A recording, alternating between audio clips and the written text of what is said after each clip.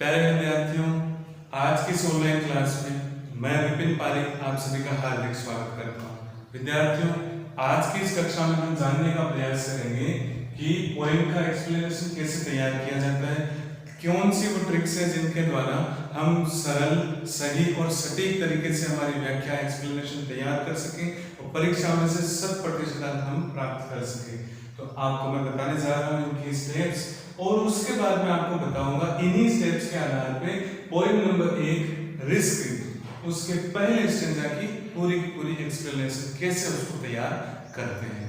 तो आइए शुरुआत करते हैं आज के हमारे लेक्चर की। जैसे कि आप यहाँ देख पा रहे हैं, एक्सप्लेनेशन का मतलब हुआ व्याख्या। आपको इसका एक प्रश्न पूछा जाता है, 4 अंकों का वो प्रश्न होता है और उसके अंदर क्या किया जाता है कि आपको पोएम के अंदर से 3 या 4 लाइनें छोटा पैराग्राफ के रूप में आपको दे देते हैं। उस पैराग्राफ को हम बोलते हैं स्टेंजा।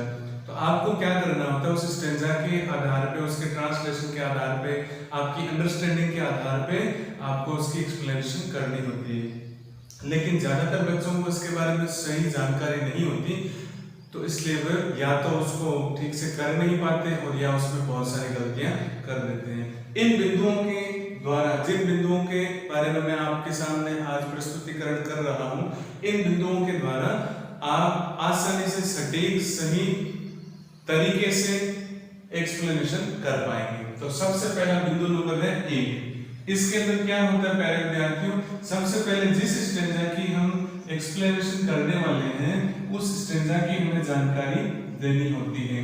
जिस भी स्टेंजा को हम हल करने वाले हैं कॉपी के अंदर, एग्जाम के अंदर, उसकी जानकारी आपको देनी होती है। ये करना कैसे होता है ये मैं आपको अब से कुछ देर बाद में एक पूरा स्टेंजा का एक्सप्लेनेशन करके आपको मैं बताऊंगा।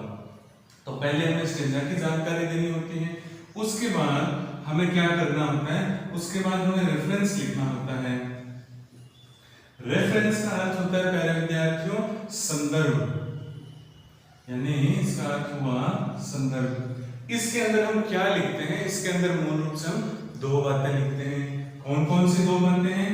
एक तो ये जिसके अंदर हम पोएम की जानकारी देते हैं कि भाई ये जो हम एक्सप्लेनेशन कर रहे हैं इस पोएम में से है, इस बुक में से है।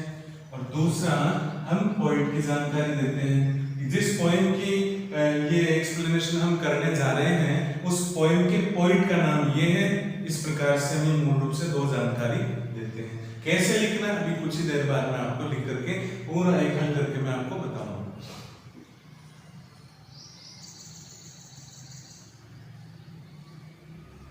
इसके बाद है प्यारे विद्यार्थियों, जब हम ये दोनों काम कर लेते हैं तो इसके बाद हमें तीसरा काम भी करना पड़ता है और वो है कॉन्टेक्स्ट, यानी हमें कॉन्टेक्स्ट के बारे में थोड़ा सा बताना पड़ता है। ये है प्रश्न।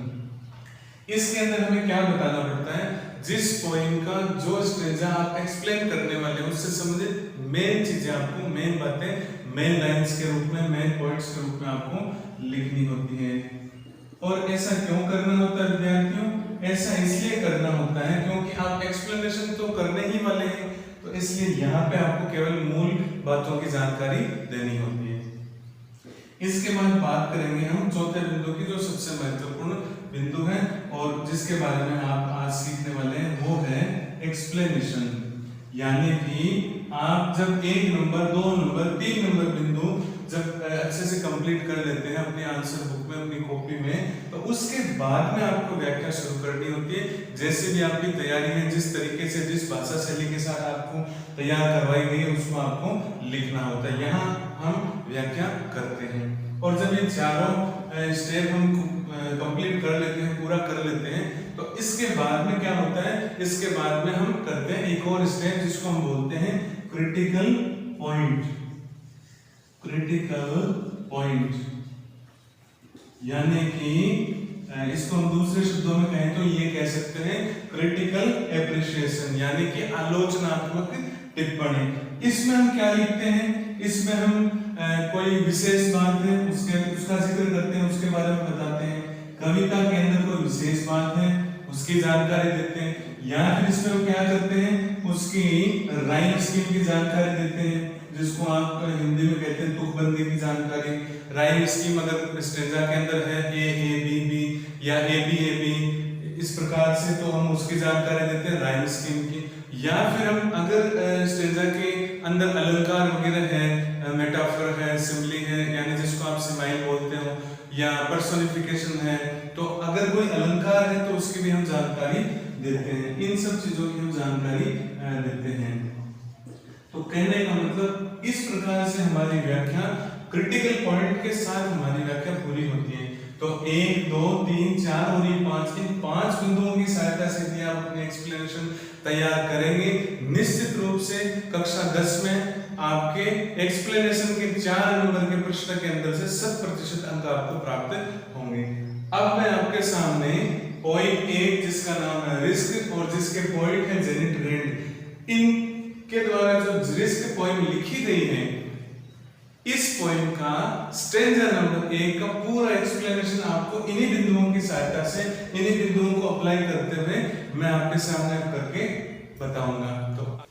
तो प्यारे विद्यार्थियों, ये रहा पॉइंट 1 का स्टेंजा। अब हमने जो 5 बिंदु अभी थोड़ी देर पहले जाने थे, जिनके बारे में हमने पढ़ा था, उन्हीं 5 बिंदुओं के आधार पर अब हम इन जो आप पंक्तियां देख रहे हैं स्टेंजा नंबर 1 के रूप में, इनकी एक्सप्लेनेशन तैयार करेंगे। तो यहाँ पूरा सेटअप वैसा ही आपको नजर आ रहा है जैसा आपकी अपनी नोटबुक में होता है, कॉपी के अंदर होता है। ठीक उसी प्रकार से लाइन से आप देख रहे हैं, ताकि आपको बिल्कुल भी ऐसा नहीं लगे कि आप किसी अलग जगह पर देख रहे हैं, आपको ठीक वैसा ही लगे जैसे आप अपनी कॉपी में देखते हैं। तो शुरू करते हैं एक्सप्लेनेशन। ये स्टेंजा है, हालांकि इसके बारे में पूरा मैंने आपको वीडियो में, जो पिछला मेरा वीडियो था उसमें मैंने आपको बता दिया, फिर भी एक फटाफट इसका रिवीजन ले लेते हैं। To laugh is to risk appearing the fool, यानी कवि कहना चाहते हैं कि अगर हम हंसते हैं तो हंसने के कार्य में मूर्ख बने जाने की या मूर्ख माने जाने की या मूर्ख दिखने की जो है रिस्क, जोखिम होती है।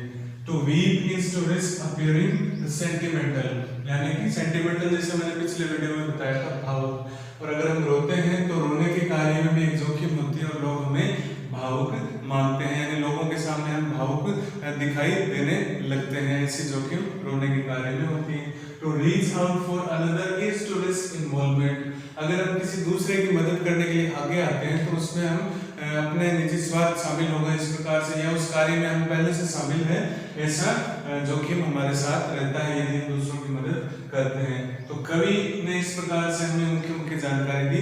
अब मैं आपको बताऊंगा कि किस प्रकार से हम स्टेंजा को पढ़ते हुए, स्टेंजा को ध्यान में रखते हुए इसकी एक्सप्लेनेशन करते हैं। मैंने आपको बताया था सबसे पहले हमें क्या करना है, सबसे पहले जिस स्टेंजा का एक्सप्लेनेशन कर रहे हैं उसकी जानकारी हमें रखनी है। तो देखिए किस प्रकार से रखनी है। आपको ये देखना है कि आपके स्टेंजा के शुरुआती 2 वर्ड, 2 जो अक्षर हैं वो कौन से हैं और आखिर के 2 वर्ड्स कौन कौन से हैं। जैसे आप देख पा रहे होंगे कि यहाँ शुरुआती 2 जो वर्ड्स हैं उसमें टू और लाफ, तो हम जो पहला बिंदु हम स्टेंजा की जानकारी देते हैं उसमें स्टार्टिंग में हम लिखेंगे टू लाफ और एंड में हम लिखेंगे रिस्क इन्वॉल्वमेंट, यानी कि पहली जो हम स्टेप कंप्लीट करेंगे जिसमें हम स्टेंजा की जानकारी देंगे उसमें स्टार्टिंग के 2 वर्ड शामिल करेंगे, बीच में हम खाली छोड़ देंगे डैश करते हुए, और एंड में हम जो 2 वर्ड्स हैं उनको लिखेंगे। देखिए इस प्रकार से।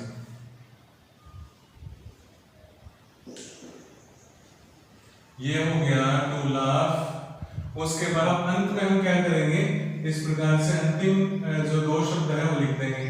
तो यहाँ अंतिम जो 2 शब्द है वो है रिस्क इन्वॉल्वमेंट। इसका फायदा क्या होगा प्यारे विद्यार्थियों, आप में से कुछ जानना चाहते होंगे कि ऐसा क्यों करना है और ऐसा करने का फायदा क्या है। तो आप इस प्रकार से ये पहले जानकारी दे देते हैं कि आपने क्या किया है, किस स्टेंजा के बारे में आप एक्सप्लेन करने वाले हैं, तो एग्जामिनर को अच्छे से पता हो जाता है और वो अपना ध्यान केवल उसी आंसर में लगाता है जिस आंसर के लिए वो आपकी कॉपी चेक कर रहा है। अदरवाइज पता ही नहीं चलता कि 2 स्टेंजा ऊपर दिए होते हैं, अथवा वाला है या उससे पहले वाला है, कौन सा ऑप्शन आपने लिए ये पता नहीं चल पाता। इस तरीके से हम भी एकदम से कॉन्फिडेंट रहते हैं कि हाँ हमने इसी का आंसर लिखा, कहीं भूल से हमने दूसरे का तो नहीं लिखा। और एग्जामिनर जो जांचता है उसको भी पता होता है कि जो बच्चे ने लिखा आंसर वो इसी चीज का। तो ये आपकी पहली स्टेप है जो मैंने आपको बताया कि स्टेंजा की जानकारी आपको देनी होती है। अब उसके बाद नीचे वाली लाइन में आपको स्टेप नंबर 2 को काम में लेना है। स्टेप नंबर 2 मैंने थोड़ी देर पहले बताया था आपको कि होती है रेफरेंस। ये देखिए रेफरेंस, पहली स्टेप थी स्टेंजा की जानकारी जो इस प्रकार से दी जाती है, इसके बाद हम देते हैं रेफरेंस की जानकारी। और इसमें मैंने आपको बताया था कि दो बातों का हम जिक्र करेंगे, एक तो पोइम और एक पोएट के बारे में। वो कैसे करेंगे उसका तरीका जरा देखिए। These lines have been taken from the poem। और जब हम पोइम का नाम लिखेंगे तो या तो उस पोइम के नाम के नीचे अंडरलाइन करेंगे या उस पोइम के दोनों तरफ, ऊपर की तरफ दोनों तरफ हम क्या करेंगे, एक एक कोमा लगाएंगे, यानी सिंगल इन्वर्टेड कोमा लगाएंगे। यहां तक आपको ध्यान में आ गया होगा कि हम क्या करेंगे, these lines have been taken from the poem, और पोइम का नाम लिखेंगे। ये हमने पोइम का नाम लिख दिया रिस्क, और यहाँ हम आगे चलते हैं। अब दो बातों में से एक बात हमने शामिल कर दी, मतलब क्या हुआ, these lines have been taken, ये पंक्तियां जो ऊपर ये जो पंक्तियां हैं, ये पंक्तियां have been taken ली गई हैं from यानी से, कहां से ली गई है, the poem रिस्क। ये पंक्तियां हमारी जो कविता है रिस्क, उस रिस्क नामक यानी कि रिस्क नाम की कविता से ली गई है। अब हम इसी में हम पोएट की जानकारी और शामिल करेंगे।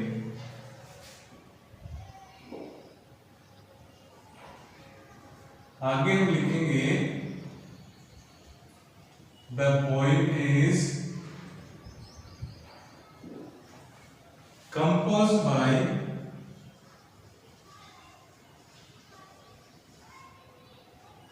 पोएम इज कंपोज्ड बाय, और इसके बाद में हम पोएट का नाम लिखेंगे, जिस भी पोएट ने उसको कंपोज किया, उसको राइट किया, उसका नाम।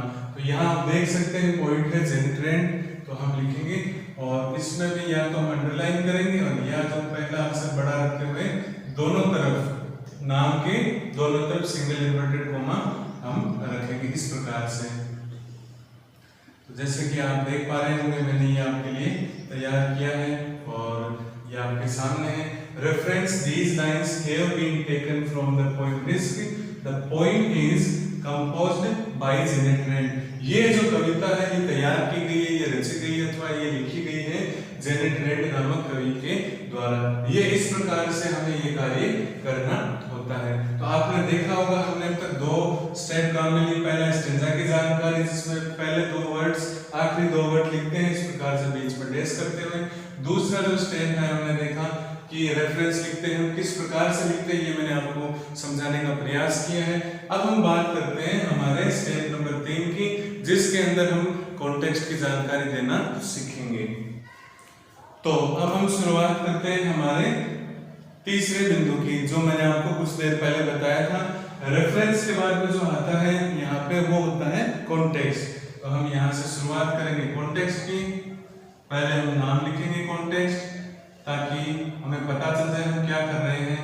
उसके बाद हम लिखेंगे कॉन्टेक्स्ट में क्या आता है उसके बारे में। तो जैसे इसकी फिक्स बातें, इसकी लाइंस जो है वो फिक्स है, इसमें दो चीजें ही आती हैं, उसी प्रकार इसको भी आप फिक्स कर सकते हो और धीरे धीरे आप इसको अच्छा कर सकते हो। तो कॉन्टेक्स्ट में जैसे हम शुरुआत करेंगे इन दीज लाइंस से, इन पंक्तियों में, जैसे कि मैंने आपको बताया था, इन दीज लाइंस, इन पंक्तियों में, इन दीज लाइंस का मतलब हुआ इन पंक्तियों में, द पोइट यानी कि कवि, द पोइट वांट टू से, कहना चाहता है, अबाउट रिस्क। क्योंकि ये जो कविता है इसका मूल जो बिंदु है वो रिस्क ही है, और इसलिए हमने इसको इस प्रकार से बनाया। जैसे जैसे स्टेजा बदलते जाते हैं उनकी मुख्य जानकारी आपके सामने आती जाएगी, उस जानकारी के आधार पर इस लाइन को आप तैयार करेंगे। तो देखिए कॉन्टेक्स्ट हमने लिखा है, और कॉन्टेक्स्ट में लिखा है इन दीज लाइंस, इन पंक्तियों में, यानी ये जो पंक्तियां हैं इन पंक्तियों में, द पोइट यानी कवि, वांट्स यानी चाहता है, टू से यानी कहना, इन पंक्तियों में कवि कहना चाहता है। क्या कहना चाहता है? अबाउट रिस्क, यानी जोखिम के बारे में। इन पंक्तियों में कवि जोखिम के बारे में कहना चाहता है। तो यहाँ इस प्रकार से आप अपनी लाइन को स्टार्ट कर सकते हैं और थोड़ा सा और इसमें ऐड कर सकते हैं। अब क्या ऐड करेंगे अभी देख लेते हैं। कवि कहना चाहता है कि इट इन्वॉल्व्स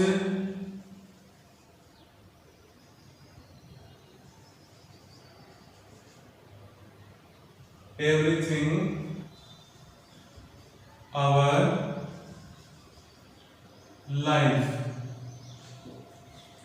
तो कवि क्या कहना चाहता है? It involves everything in our life. कवि कहना चाहता है ये जो जोखिम है हमारे जीवन की प्रत्येक चीज में शामिल है। एवरीथिंग, प्रत्येक चीज, इन आवर लाइफ, हमारे जीवन में।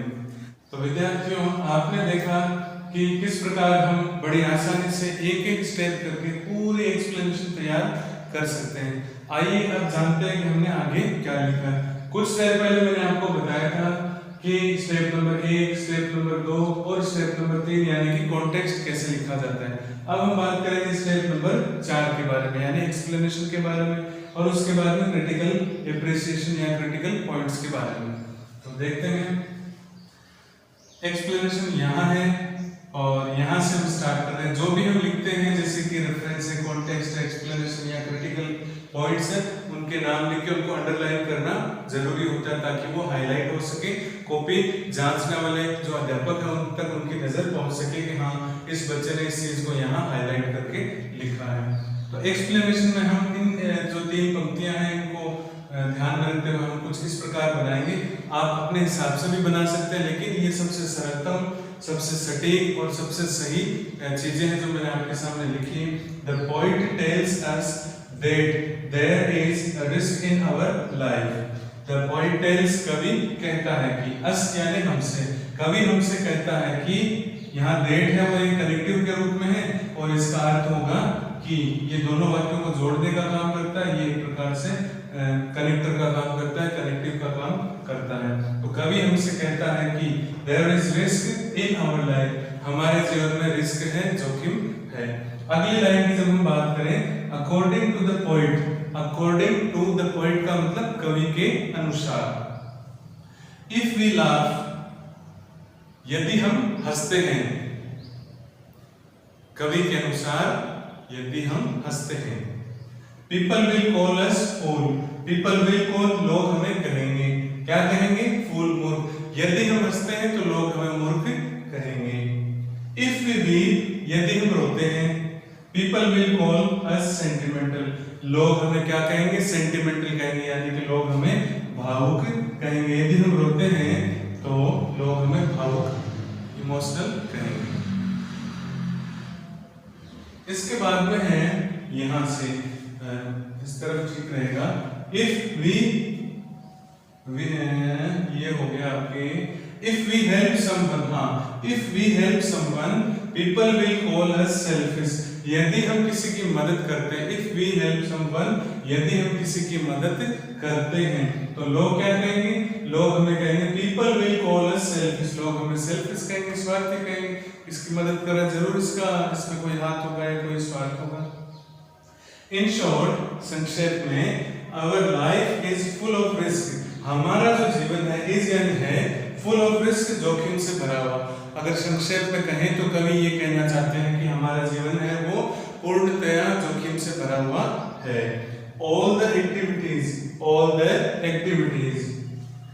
activities we perform in our life have risk, जो भी एक्टिविटीज हम करते हैं, जो भी गतिविधि हम करते हैं इन आवर लाइफ, हमारे जीवन में हैव रिस्क, उसमें जोखिम शामिल होती है। और ये बात मैंने आपको इस स्टेंजा का अनुवाद बताया था, ये स्टेंजा जब समझाया था उस समय भी बताई थी। तो कहने का मतलब है, कवि कहना चाहते हैं कि जो कुछ भी हम हमारे जीवन में क्रियाविधि गतिविधि करते हैं उसमें जोखिम होती है। और उसके बाद में यहाँ ये चीज हमारी कंप्लीट होती है, यानी यहाँ हमारा सारगर्भित जो है व्याख्यान है वो हमारा पूरा होता है। आप इसमें और भी 2-3 पंक्तियां ऐड कर सकते हैं, लेकिन एक बात जरूर ध्यान रखिएगा, एक्सप्लेनेशन का ये मतलब बिल्कुल नहीं होता कि हम उसमें बहुत सारी लाइनें ऐड कर दें, 15-20 लाइनें भर दें, पूरा पेज भर दें, ऐसा हमें नहीं करना है। इसमें जो व्याख्या लिखी है इस प्रकार से लिखी है कि उसमें स्टेंजा की सारी बातें भी आ जाए, कवि मुख्य रूप से क्या कहना चाह रहा है वो भी आ जाए, उसकी हर जो इम्पोर्टेंट चीज है वो सारी इसमें शामिल हो जाए और बहुत ज्यादा आपको विस्तृत काम भी न करना पड़े, इस प्रकार से करना है। यहाँ मैंने सारगर्भित आपको मुख्य मुख्य बातें लिखी बताइए, आप इसमें 1-2 लाइन 3 लाइन और ऐड कर सकते हैं अपने सेंस के आधार पे, अपनी अंडरस्टैंडिंग के आधार पे, लेकिन बहुत ज्यादा इसको बड़ा नहीं करना है। तो एक हमने सीखा यहाँ पर सबसे पहले कि स्टेंजा की जानकारी कैसे दी जाती है, इस प्रकार से। उसके बाद हमने सीखा रेफरेंस कैसे लिखते हैं, इस तरीके से हम रेफरेंस लिखते हैं। जैसे जैसे पोएम बदलती जाएगी और उस पोएम का और उस पोएट का नाम बदलता जाएगा। उसके बाद हमने सीखा कॉन्टेक्स्ट के बारे में, किस तरीके से हम हमारी लाइन की स्टार्टिंग कर सकते हैं और आगे जैसे जैसे स्टेंजा में जानकारी हमें मिलती है हम उसको शामिल करते जा सकते हैं। फिर हमने सबसे महत्वपूर्ण बिंदु पर जानकारी प्राप्त की, एक्सप्लेनेशन पे इस प्रकार से आप लिख सकते हैं। और अब जिसकी मैं बात कर रहा था 500 बिंदु, यहाँ पर ये है क्रिटिकल एप्रिसिएशन यानी कि क्रिटिकल पॉइंट। इसमें हम उन बिंदुओं को शामिल करते हैं जिसकी जानकारी या जिसके बारे में हमें स्टेंजा में कुछ बताया हुआ होता है, उसकी जानकारी हमें वहां मिलती है। तो क्रिटिकल पॉइंट्स में मैंने इस प्रकार से लिखा है, आप पॉइंट्स बना के लिखिए, 1 नंबर 2 नंबर 3 नंबर 4 नंबर, इस प्रकार से। मैंने यहाँ इसलिए सीधा लिखा है क्योंकि यहाँ आप देख पा रहे होंगे कि नीचे जगह नहीं, और अगर मैं ऊपर वाला मिटा देता हूँ तो आपको पूरी तरह से समझ में नहीं आएगा, इसलिए मैंने इस प्रकार से लिखा है। बेहतर यही होता है कि हम इस प्रकार से 1 नंबर फिर 2 नंबर फिर 3 नंबर फिर 4 नंबर, इस प्रकार से हम नंबर लगा के लिखें। बहुत अच्छा प्रदर्शन भी होता है और सामने वाले पे एक अच्छा इंप्रेशन क्रिएट होता है। बाकी आप जैसे भी लिखेंगे वो सही होगा। मूल बात यह है कि आपको कविता से जुड़ी हुई मुख्य बातें इसमें लिखनी। कैसे, देखिए पहले नंबर पे मैंने लिखा the poem is in simple language. तो द पोएम कविता इज यानी है इन सिंपल लैंग्वेज, सरल भाषा में। ये जो लाइन मैंने लिखी है प्यारे विद्यार्थियों, ये हर विद्यार्थी काम में ले सकता है, चाहे जिसके नंबर एकदम कम आते हो, जिसको अंग्रेजी बहुत मुश्किल से समझ में आती हो, ऐसी लाइनें वो भी लिख सकते हैं। और जो अच्छे विद्यार्थी हैं, जो नियमित अभ्यास करते हैं विषय से संबंधित, उनके लिए भी ये लाइन बड़ी आसान है। तो the poem is in simple language, ये जो पहली लाइन है इसका मतलब होता है कि जो कविता है, ये जो स्टेंजा जो इसका है वो बड़ी सिंपल लैंग्वेज पे है, बड़ी आसान भाषा में है। फिर हम बात करते हैं बिंदु नंबर 2 के बारे में। The poem gives us deep and sound message. Deep and sound का मतलब होता है बहुत गहरा, गहनतम जिसको हम कहते हैं। तो ये जो पोएम है इसका जो ये जो स्टेंजा है ये हमें गहनतम संदेश देता है, यानी बहुत गहरा हमें संदेश देता है। फिर 3 नंबर पे विद्यार्थी, all the lines are very easy to understand. All the lines, इस स्टेंजा की बात हो रही है यहाँ पे, ये जितनी भी लाइन्स है, जितनी भी पंक्तियां हैं, आर यानी है, वेरी इजी बहुत ही आसान, टू अंडरस्टैंड समझने में। तो ये इस पूरी लाइन का मतलब होगा कि ये इसकी जितनी भी पंक्तियां हैं स्टेंजा की, वो समझने में बहुत ही आसान है। तो इस प्रकार से हम इसमें और लिख सकते हैं। एक पॉइंट यदि आप और जोड़ना चाहते हैं इसमें, तो आप ये भी लिख सकते हैं कि the poem risk is a motivational poem, यानी कि ये जो पोएम है रिस्क है वो मोटिवेशनल पोएम है, प्रेरणा देने वाली पोएम है। इसमें हमें बताया जाता है कि हमें किसी भी हालात से डरना नहीं चाहिए और रिस्क लेते रहना चाहिए। तो इस प्रकार से मैंने आपके सामने स्टेंजा नंबर 1 की एक्सप्लेनेशन की पूरी जानकारी रखी, पूरे बिंदु आपके सामने रखे, और एक स्टेंजा का आपको यहाँ पे लिख करके भी मैंने बताया। आशा है आपको ये जानकारी समझ में आई होगी, पसंद आई होगी। आप अपने जो भी मित्र हैं उन तक ये जानकारी जरूर पहुंचाइए। कोरोना काल में खाली बैठे रहने से अच्छा है नियमित रूप से थोड़ी थोड़ी हम अभ्यास, हमारी जो विषय है उसकी गाड़ी को हम अभ्यास करते हुए गति देते रहे। विषय रूपी गाड़ी को जब हम अभ्यास रूपी धक्का लगाएंगे तो निश्चित रूप से वो अपनी मंजिल तक पहुंच ही जाएगी। तो उम्मीद यही करते हैं कि आप लोगों को आज का ये जो कंटेंट था ये पसंद आया होगा। इसे शेयर कीजिए, लाइक कीजिए, और जो भी आप में से पहली बार जुड़ते हैं हमारे चैनल से वो सब्सक्राइब जरूर करें, ताकि आने वाले जो लेटेस्ट वीडियोस हैं उनकी अपडेट्स आप तक तुरंत पहुंच सकें। कल फिर मिलेंगे एक नई वीडियो के साथ, तब तक खुश रहिए, मस्त रहिए, कोरोना से अपने और अपने परिवार वालों का, आसपास वालों का ध्यान रखिए और अच्छे से पढ़ाई करते रहिए। धन्यवाद।